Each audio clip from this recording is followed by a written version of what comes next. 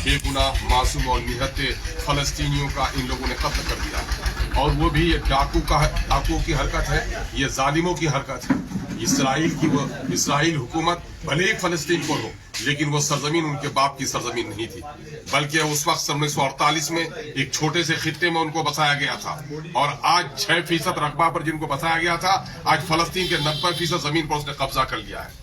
भारत अगर भारतीयों का है, अगर इंग्लैंड अंग्रेजों का है, अगर अमेरिका वालों का है, तो यकीनन है कि सारी दुनिया ने गवाही दी है कि फलस्तीन की वारज़े मुक़द्दस फलस्तीनियों की है।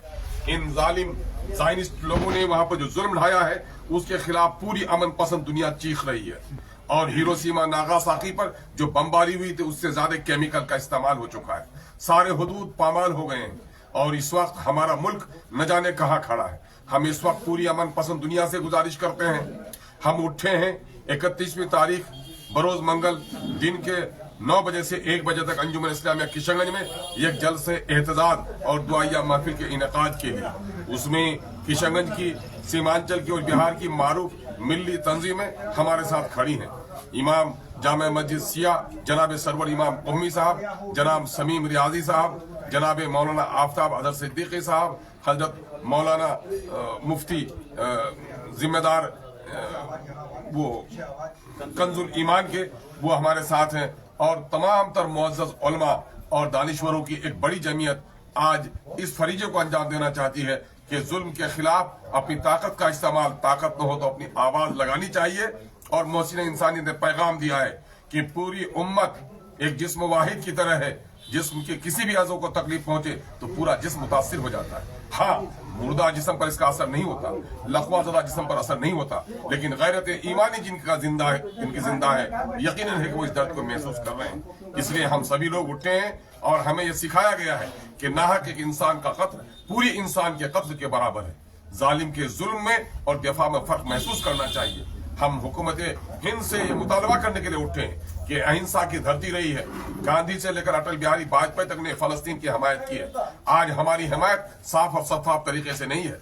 आपने रसद भेजा है, हम इसके लिए मुबारकबाद पेश करते हैं, लेकिन वहां पर रसद ही जरूरी नहीं है, बल्कि वहां के लोगों के जो वाजिब मुतालबात हैं, जंग बंदी पर दबाव डाला जाए, ये सबसे बड़ा फरीजा है।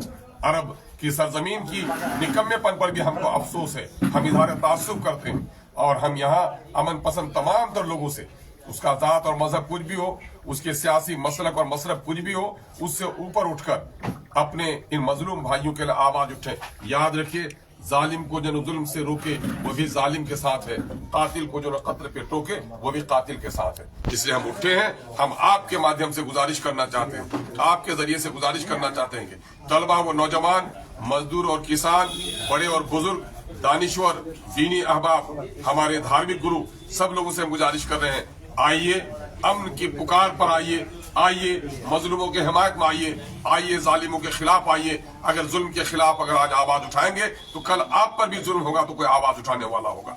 अगर आपने जुल्म को देखकर चुप्पी साध ली तो कल आप पर जुल्म होगा, फिर कोई आवाज लगाने वाला भी न होगा। अपने इंसानी फरीजे को अंजाम दीजिए और 31वीं तारीख बरोज मंगल दिन के 9 बजे से 1 बजे तक जलसे एहतजाज और दुआया मजलिस में शिरकत होकर अपनी ईमानी गैरत और इंसानी उख़्वत का सबूत दी। अंजुमन इस्लामिया किशनगंज।